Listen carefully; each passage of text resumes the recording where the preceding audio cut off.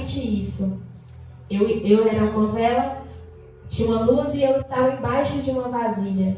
E o Senhor, Ele quer me colocar em um lugar estratégico para iluminar o lugar.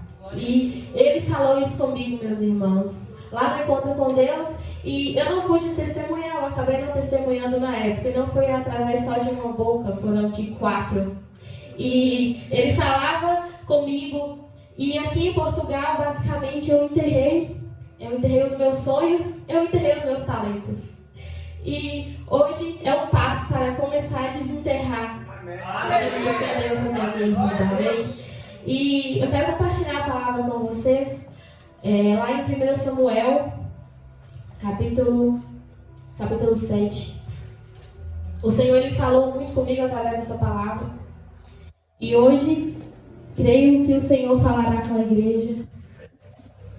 Amém.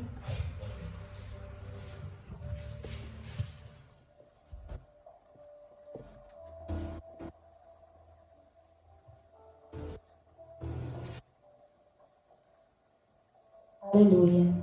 Então é 1 Samuel, capítulo 7.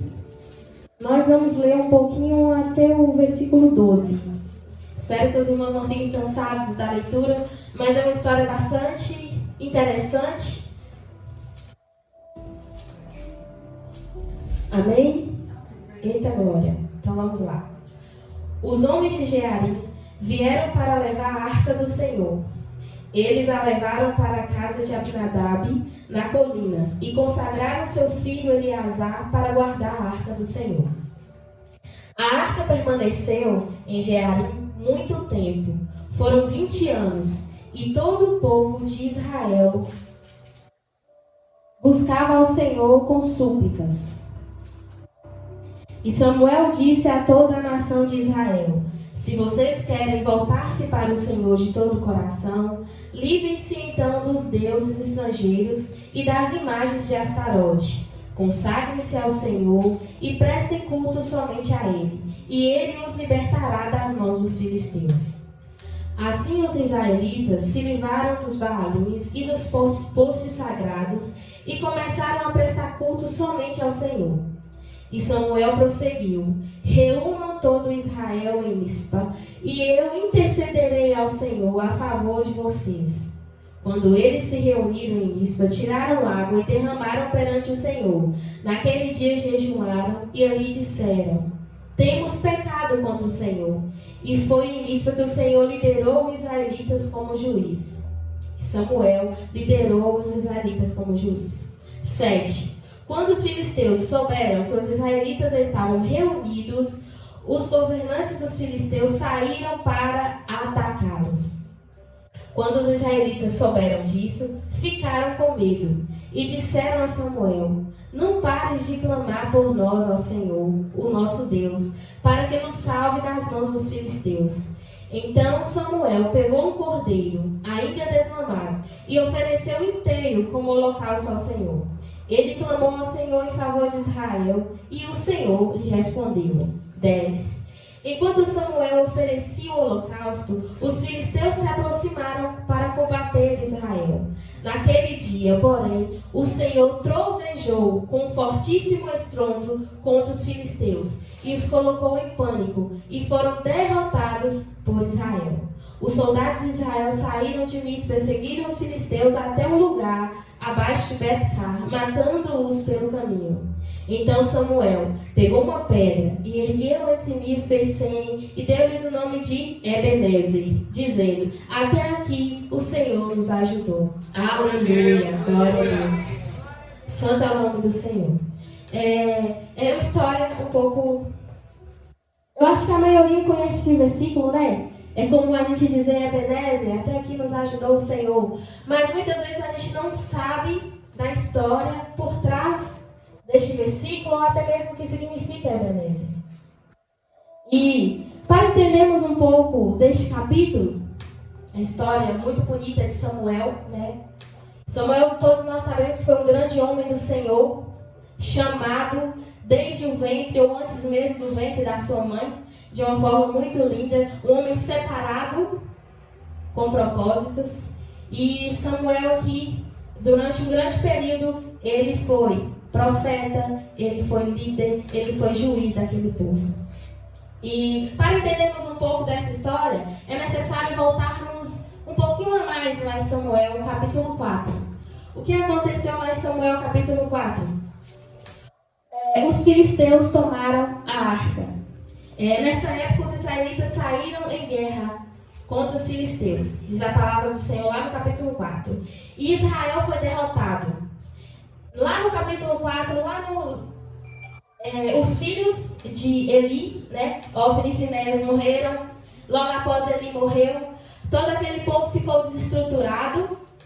E além de ter, naquele período, morreram 30 mil homens em batalha, aconteceu de que a arca do Senhor foi roubada. Então, todos nós sabemos que a arca do Senhor, ela representa a presença de Deus. Foi uma aliança do Senhor para aquele povo.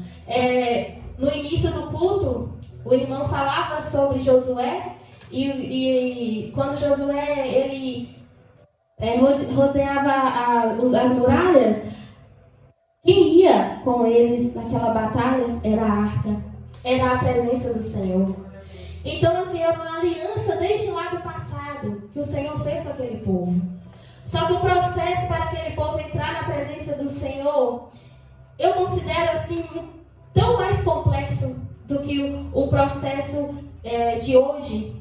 Quanto nós somos privilegiados para entrar na presença do Senhor naquela época, para ter acesso àquela arca, ao santíssimo lugar onde aquela arca ficava. Não era qualquer pessoa, era um sacerdote, uma vez por ano. Ele tinha que fazer ali um sacrifício de um animal, tinha todo um processo para entrar na presença do Senhor, e quando ele entrava, a presença do Senhor se manifestava, mas era todo um processo, uma única pessoa, um sacerdote. E naquela época, então, a arca do Senhor era o mais importante para aquele povo, porque representava a presença. Então agora ali no capítulo 4 de Samuel, aquele povo está sem a presença. A presença foi roubada. Eles perderam o que representava a aliança, o que representava a presença do Senhor. Aí no capítulo 5, é mais interessante ainda porque depois que os filisteus tomaram a arca de Deus e levaram de Ebenezer, eles levaram para um lugar chamado Asdod, lá no templo de Dagom. E a palavra fala que quando eles colocaram lá, no outro dia, quando eles foram ver, Dagom estava caído com o rosto em terra, diante da arca do Senhor, aquele falso Deus, naquele falso templo. E lá no capítulo 6, esse povo já começa a ficar com medo, os filisteus começam a ficar com medo, porque eles sabem da grandeza da presença do Senhor. Começam a haver pestes, começam a haver pragas naquele povo. E quando já se faziam 7 meses que a arca do Senhor estava em território filisteu, o Senhor ali manifestando sempre, ferindo, porque era a presença do Senhor, era o que era mais sagrado. E aquele povo então resolve devolver a arca. Os inimigos resolvem devolver a arca para o povo de Israel. E eles devolvem essa arca, eu vou resumir, porque isso tudo é para a gente entender o capítulo 7. A arca volta para o seu povo, que aí então chegamos no capítulo 7. A arca volta para o seu povo, e este povo, a palavra do Senhor fala que durante 20 anos. E tem um detalhe, meus irmãos, ainda mais atrás. Porque é um pouco complexo e muitas pessoas que não creem no Senhor, eles até julgam, né? Porque o Senhor matava ao tocar na arca, manusear a arca de qualquer forma. E é interessante, vocês vão frisando essas partes aí, porque depois nós vamos entender a diferença hoje no que nós vivemos na graça. Aquele povo, o Senhor disse que feriu algum dos homens de Bet-Semes, matando 70 deles por terem olhado para dentro da arca do Senhor. Então, assim, são detalhes que a gente tem que parar para analisar na palavra. Só de olhar, só de manusear, só de fazer de qualquer maneira, acontecia aquelas coisas lá no passado. E Mas a misericórdia do Senhor é tão grande que haviam-se homens que ainda estavam voltados verdadeiramente para o Senhor. E essa arca, ela vai para a casa de Abinadab. Lá é levantado um homem para cuidar. E durante esse processo se vão 20 anos. 20 anos que a arca estava de volta com aquele povo. Frisa aí esse tempo, 20 anos. E a palavra do Senhor diz que aquele povo, então, eles têm o desejo de restaurar a aliança com o Senhor. Eles têm o desejo de ter um relacionamento com Deus. Então, aí no versículo mais ou menos, no versículo 4 do capítulo 7, os israelitas, eles começam a desejar voltar para o Senhor. E eles chegam a Samuel. O que fazer? O que fazer? Samuel diz assim, começa a renunciar. Começa a jogar fora esses falsos deuses, essas imagens, essas esculturas que vocês têm. E a palavra diz então que aquele povo, eles começam a jogar fora, eles começam a renunciar tudo aquilo e começam a prestar cultos ao Senhor, eles começam a se consagrar ao Senhor. A palavra do Senhor que diz que eles derramam água, que eles jejuam, que eles se arrependem. E naquele momento, então, eles começam ali novamente a criar um relacionamento com Deus. 20 anos. Fiz aí os 20 anos que a arca tinha retornado àquele povo. E quando os filisteus souberam que os israelitas estavam reunidos, eu acho essa parte também muito interessante. O que eles fizeram? O inimigo, quando ficou sabendo que eles estavam reunidos de novo, que eles estavam ali se voltando para Deus, que eles estavam ali buscando aquela presença, a palavra do Senhor diz que eles se reúnem para atacá-los. Ou seja, agora vinha aí uma guerra para aquele povo enfrentar. E a palavra do Senhor diz que aquele povo vai a Samuel, Samuel, ore por nós, clame por nós. Pede ajuda a Samuel. E Samuel tem que fazer o quê? Samuel tem que pegar um cordeiro. Samuel tem que fazer um sacrifício. Entrar na presença do Senhor. Começa a clamar. E quando o exército inimigo vem, sabe o que acontece? Há um grande trovão. Há um grande barulho naquele lugar. Que deixa os inimigos, que deixa o exército filisteu atordoado. E eles começam a sair correndo. E o exército do Senhor vai atrás dele e os mata. Aleluia. Sabe por que eu estou frisando? Sabe por que eu estou contando a história, meus irmãos? Porque eu acho essa história muito linda e muito interessante. É uma história em que, na hora do aperto, na hora que tudo está dando errado. Peraí, mas eu me voltei agora ao Senhor. Aquele povo tinha acabado de voltar. Eles tinham acabado de restaurar aquela aliança com o Senhor. Agora vem o exército inimigo. Agora vem o ataque. Mas o que o Senhor faz? Peleja com eles. E de uma forma linda. Aqui na palavra diz, no versículo 10. Enquanto Samuel ofereceu holocaustos, os filisteus se aproximaram para combater contra Israel. Naquele dia, porém, o Senhor trovejou com fortíssimo estrondo. E se pararmos para imaginar, a cena deve ter sido linda. Peraí. O povo veio com espada, o povo veio com lança, o povo veio com tudo para cima do povo de Israel. E naquele momento há um trovão muito grande, um fortíssimo estrondo, diz aqui a palavra do Senhor. E deixa aquele povo atordoados. E prosseguindo aqui. Pós-derrota, depois de 20 anos, após essa derrota, o que acontece ali? Samuel pega uma pedra, ergue um altar naquele lugar. E é naquele momento que ele pega aquela pedra, que agora cai aquele versículo que todos nós conhecemos como Ebenezer, até aqui nos ajudou o Senhor. E Ebenezer quer dizer pedra de socorro. E naquele lugar ali foi colocada aquela pedra, a aliança firmada com o Senhor naquele lugar. Aleluia. Então Maria Eduarda, peraí, vamos ver agora o que o Senhor tem essa palavra para nós. Quanto tempo tem? Por isso que eu deixei para vocês frisarem. 20 anos. 20 anos. Então aqui, eu queria falar de alguns pontos com vocês. E o primeiro dele é tempo. O tempo, ele pode ser um grande inimigo do povo de Deus. Porque muitas vezes durante o tempo, como foi dito aqui até pela irmã Vanessa, o povo, durante 40 anos, aquele povo rodou o deserto. Este mesmo povo aqui, essa mesma geração. Eu costumo dizer que talvez se fôssemos nós lá, nós faremos a mesma coisa. Nós tínhamos acabado de ser libertos, éramos escravos, apanhávamos, recebíamos migalhas e acabamos de ser libertos de forma tão linda. Só que faltou aqui, já começamos a murmurar, já começamos a entristecer.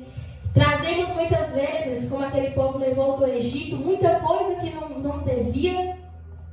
Então, naquele momento, eles rodam durante 40 anos. Este povo aqui foram 20 anos. 20 anos é o mesmo povo, é a mesma geração. Gerações diferentes, mas a mesma descendência.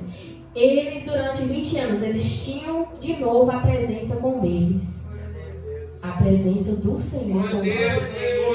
Quanto tempo tem? Eu não sei que você se converteu, que você aceitou Jesus. Mas nós sabemos da aliança que Ele tem conosco nessa geração. Que eu particularmente, meus irmãos, eu acho a mais linda de todas. A palavra fala que lá no início, lá em Gênesis, era na viração do dia, o Senhor ia ter com Adão, ia ter com Eva. Eu acho lindo.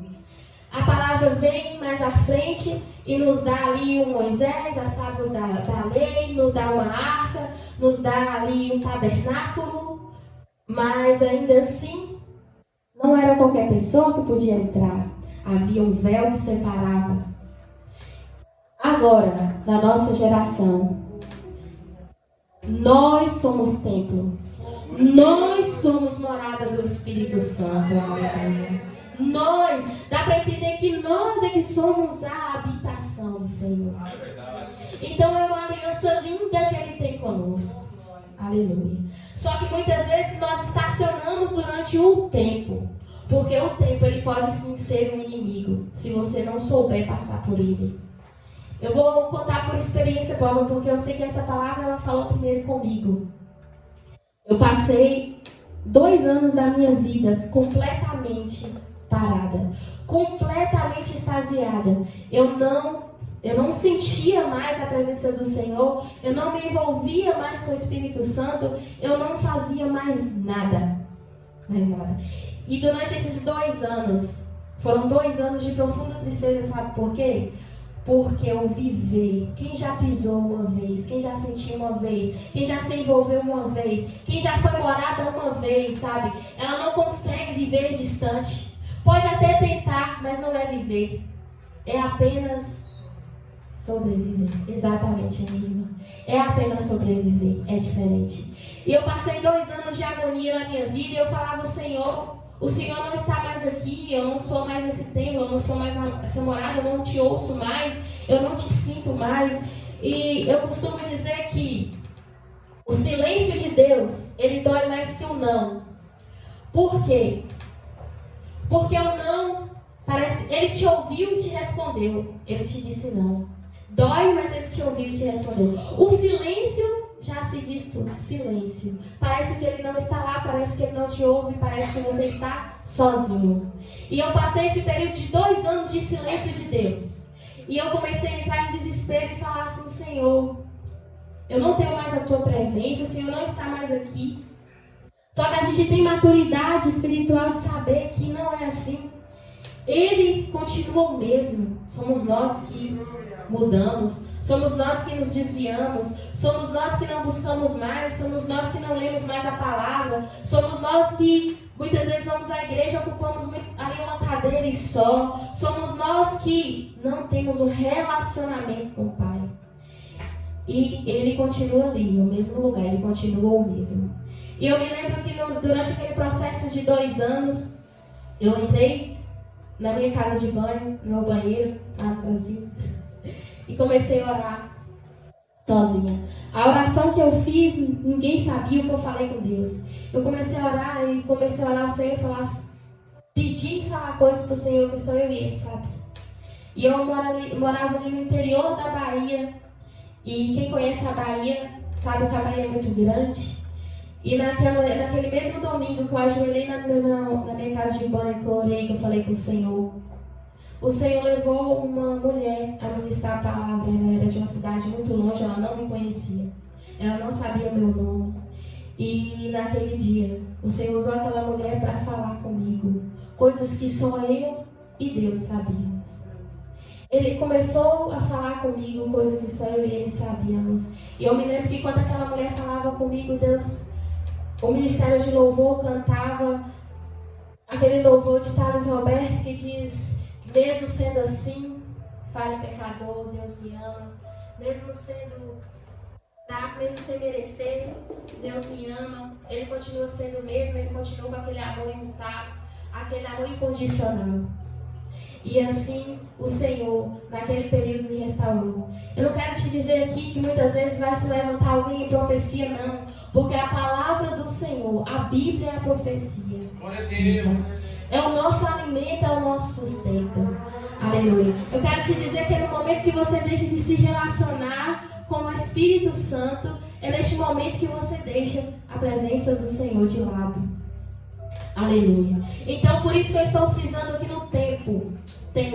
Muitas vezes, nós só enfeitamos uma cadeira de uma igreja. Muitas vezes, nós nos encontramos perdidos lá fora, ou perdidos aqui dentro, e deixando o tempo passar. Aleluia. Eu quero agora frisar em outro detalhe que aquele povo fez, que foi o desejo de restaurar o relacionamento com Deus. Então eles desejaram se relacionar novamente com Deus. O desejo partiu deles. A presença estava lá. Agora era necessário o desejo de se relacionar com Deus. E quando você tem esse desejo, automaticamente vem o quê? O arrependimento, porque Samuel instrui aquele povo a abandonar aquilo que o afastava. Talvez você não esteja com uma imagem na sua casa, ou escultura de barro. Eu não falo só disso. Quando a gente fala de renunciar, quando a gente fala de adorar ou de prestar culto a outros deuses também, muitas vezes são aquelas coisas que nos afastam da presença do Senhor. Aquele pecadinho que vai se tornando grande em nossas vidas, que vai se tornando constante em nossas vidas, que nós vamos deixando tomar conta de nós, isso nos afasta da presença do Senhor. Quantas e quantas vezes o Senhor, Ele está ali de braços abertos, todas as vezes, querendo ter esse relacionamento contigo. Mas muitas vezes nós perdemos tempo fazendo outras coisas, alimentando outras coisas em nossas vidas que nos distanciam de Deus. Então aquele povo, eles começam a entender que eles têm que abandonar o que afasta do Senhor, o que os fazem ficar longe da presença do Senhor. Porque mais uma vez eu digo, a presença continuava lá. A arca tinha voltado para aquele lugar, para o povo de Deus. Aleluia. E eles precisavam então agora abandonar. Eles precisavam agora se arrepender. Eles precisavam agora confessar. Você tem confessado? Você tem deixado de lado? Porque eu me lembro que eu fiz isso na minha casa de banho. Eu ajoelhei e comecei a confessar. Eu ajoelhei e comecei a dizer que eu me arrependia e dizer que eu queria, como aquele povo fez. Você tem feito isso, confessado ao Senhor? Você tem declarado porque Ele sabe? É interessante, né? Porque Ele sabe exatamente. Isso não é novo para ninguém. Mas a palavra fala que é necessário Ele ouvir da nossa boca. Confessarmos ao Senhor, arrepender de coração, e Ele estará de braços abertos a nos receber sempre. Aleluia. E nós podemos aqui então compreender que um povo que é descendente, um povo que viveu milagres, um povo que eu acho interessante que desde o princípio, como nós falamos, um povo que, se você pegar aqui até o 7, a restauração, a volta, lá no 8, lá no 9, já diz que a geração já se passou e eles estavam de novo distantes do Senhor. Eu paro para prestar atenção que não é diferente de nós, né? Aqui restaurado, capítulo 7 foram restaurados. Quando a gente pega o capítulo 8, quando a gente pega o capítulo 9, o povo está de novo caído. O povo está de novo adorando outros deuses. O povo está de novo afastado do Senhor. E daqui a pouco o povo se volta de novo a buscar a presença do Senhor. Sabe por quê? Porque sem ela nós não podemos viver. Mas só que eu acho interessante que a inconstância desse povo, eles não são diferentes de nós. Somos inconstantes. Eu costumo dizer que eu sou muito inconstante na presença do Senhor. E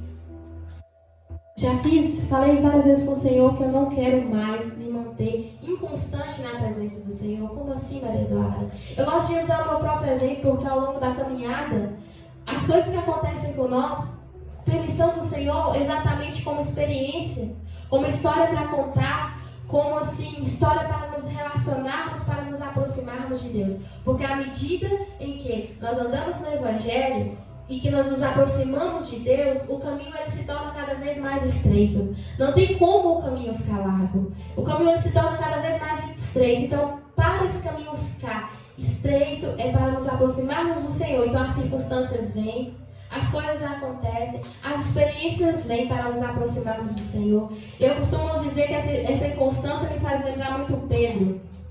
Um Pedro que andava com o Senhor, que era discípulo do Senhor Jesus. Um Pedro que via de perto todos os milagres, todas as formas que Jesus tratava, como Jesus fazia. Já pensou? Assim, nós temos hoje a palavra, nós temos hoje o Espírito Santo que nos guia, que nos sustenta e que nos vivifica. Eles andavam com o próprio Jesus. O Pedro andava com Jesus. E o Pedro era inconstante, por quê? Porque ele no mesmo instante que estava ao lado de Jesus, que passa a mão na espada, corta a orelha do soldado, instantes depois ele estava negando a Jesus. Um Pedro que foi chamado lá na frente e que sobre a tua vida, sobre a tua rocha, essa rocha, e me chama a atenção que a igreja será edificada. O Pedro que mais lá na frente, a sombra, a palavra diz, fala que até a sombra do Pedro curava. Mas lá atrás ele negou Jesus. Mas lá atrás ele duvidou, mas lá atrás ele se afastou. E assim, essas inconstâncias do povo de Deus, ela não é de hoje. Então talvez você tenha vivido momentos de inconstância em sua vida. Momentos em que você está parado, está estagnado, longe da presença do Senhor. Longe, perto, se vocês me compreendem. Porque a presença ela permanece ali. Como diz a palavra aqui, a presença continuava ali. Então, é interessante essa vida, esse relacionamento com Deus.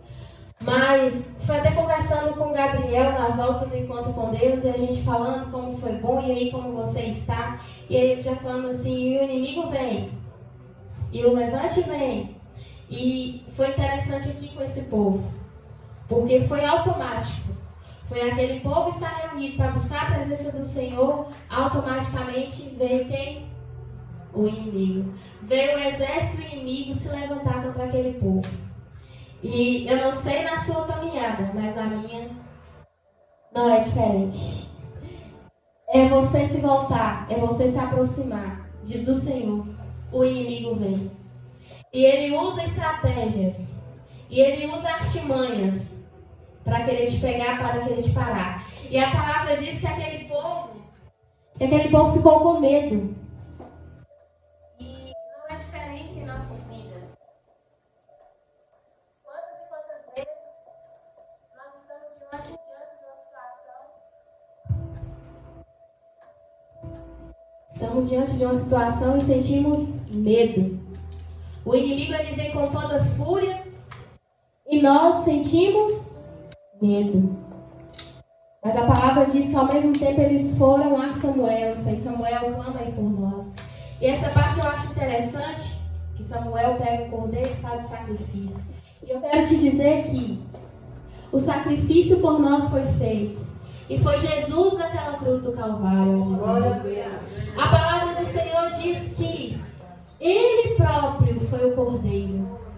Ele próprio se sacrificou por nós. Aleluia. Então, naquele momento ali, o Senhor morreu por nós. O Senhor Jesus morreu por nós e Ele nos deu um livre acesso. Sabe por quê? Porque o véu que separava foi rasgado. Hoje você tem livre acesso à presença do Senhor. Aquele povo era necessário 1 ano o sacerdote entrar com todo o processo. E eu quero te dizer que para você hoje não é necessário esperar um sacerdote, não é necessário esperar 1 ano, sabe por quê? Porque o sacrifício de cruz foi feito. E hoje você tem livre acesso. Se você parar para prestar atenção, você é privilegiado. Você é privilegiado do Senhor porque você tem livre acesso a essa presença. Aleluia. O véu que separava foi rasgado. E hoje nós somos livres na presença do Senhor. Você é a habitação. Você é a promessa do Senhor. Aleluia. Você pode ver a promessa se cumprir na sua vida, porque eu vejo a promessa se cumprir na minha. Sabe por quê? Porque quando eu entrei neste lugar, eu senti a presença do Senhor. E a presença do Senhor neste púlpito, eu aqui passando louvor com Mateus e com Jonas, sentindo a presença do Senhor tão grande neste lugar. Você é privilegiado porque a presença do Senhor está aqui. A presença do Senhor está em você.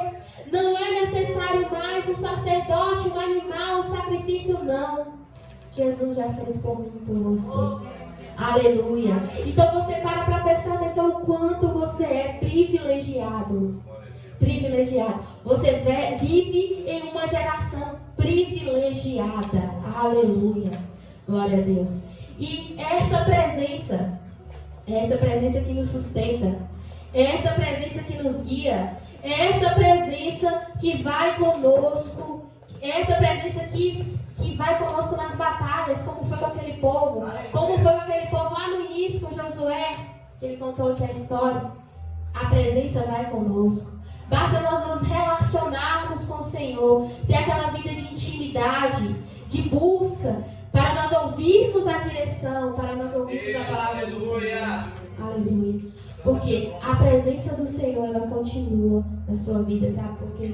A partir daquele momento que você aceitou Jesus como seu Senhor e Salvador, você é a habitação do Espírito Santo. É um privilégio, meus irmãos. É um privilégio porque lá no passado não era assim que funcionava. Embora eu acho muito linda a palavra, eu acho muito lindo como tudo aquilo foi criado. E o Senhor disse a Moisés, e tem que haver um santo lugar, tem que haver um tabernáculo, tem que haver isso. E com riqueza de detalhes eles reproduzem tudo aquilo. E durante anos e anos acompanha o povo. A arca acompanha o povo. Só que o que eu quero te dizer, o que o Senhor parou para me dizer, porque Ele falou primeiro comigo. Eu sou a habitação. Eu sou o templo. Eu sou morada. A presença está comigo. Então, o que cabe a nós é nos relacionarmos. Não é necessariamente na viração do dia, como foi lá no início. É a qualquer momento. Eu tenho aprendido que a qualquer momento você pode se relacionar. Se relacionar com este Deus. Porque Ele nos deixou a presença dEle. Ele morreu. Ele ressuscitou. Ele subiu aos céus, mas Ele deixou a presença dEle. E essa presença do Senhor é ela que nos sustenta, é ela que nos guia, é ela que nos conduz a todos os dias. E o que eu quero mais aqui dizer aos irmãos, que o Senhor, Ele tem algo reservado para nós todos os dias. Então, se o inimigo tem se levantado contra você, a partir do momento que você está se aproximando mais de Deus, o inimigo tem se levantado com você, não fique triste, porque que a palavra diz, além daquele povo, além do Senhor ter trovejado naquele lugar, e eles terem matado aquele povo, Deus deu a arma, Deus deu estratégia àquele povo, naquele tempo. Eu quero te dizer que neste tempo, a circunstância que você tem enfrentado, para que tu tem passado, o Senhor ele vai te dar estratégia, Ele vai te dar as armas certas, porque Ele é o nosso sustento. Então deixe essa presença, deixe ser guiado por essa presença.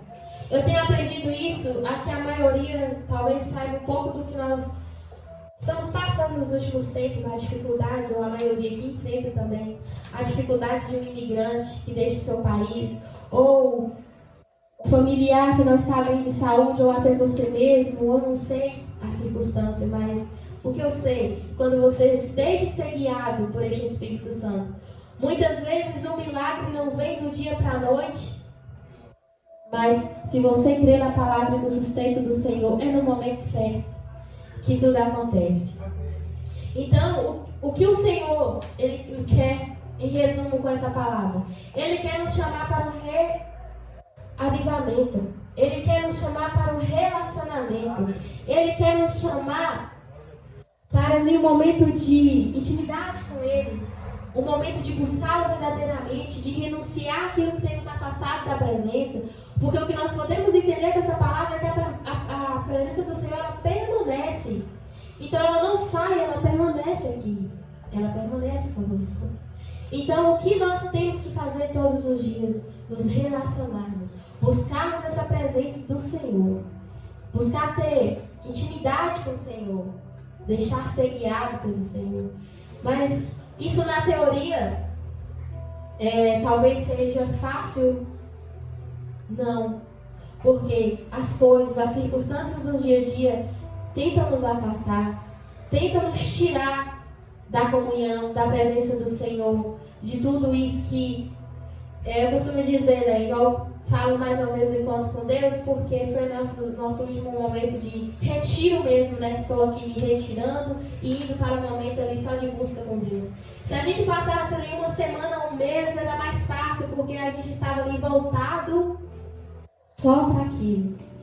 Mas quando nós voltamos, e nós temos que lidar com os leões do dia a dia, com as guerras do dia a dia, se naquele momento do nosso dia a dia nós não vigiarmos, nós não, peraí Senhor, Tu estás aqui comigo, peraí Senhor, nós perdemos, nós deixamos a nossa bênção, nós deixamos o nosso relacionamento se esfriar com o Senhor.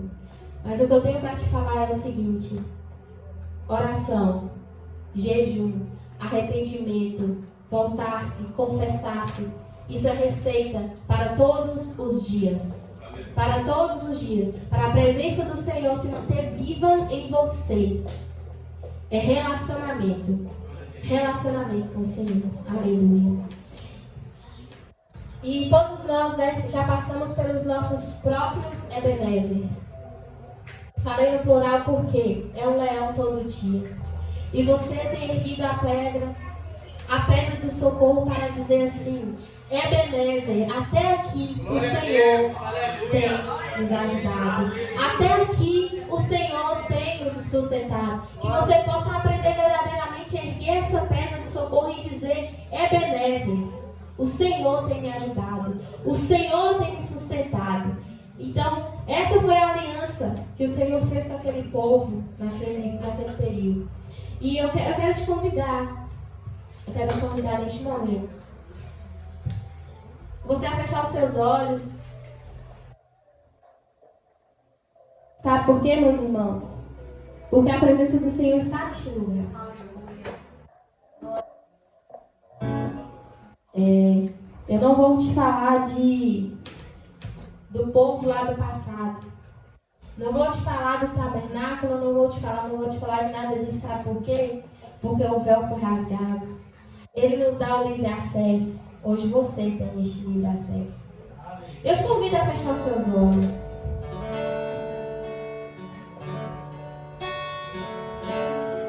Sabe por quê? Porque o nosso amigo Santo Espírito está neste lugar. Ele pode aquecer o seu coração. Ele pode te trazer paz. Ele pode te sustentar. Aleluia.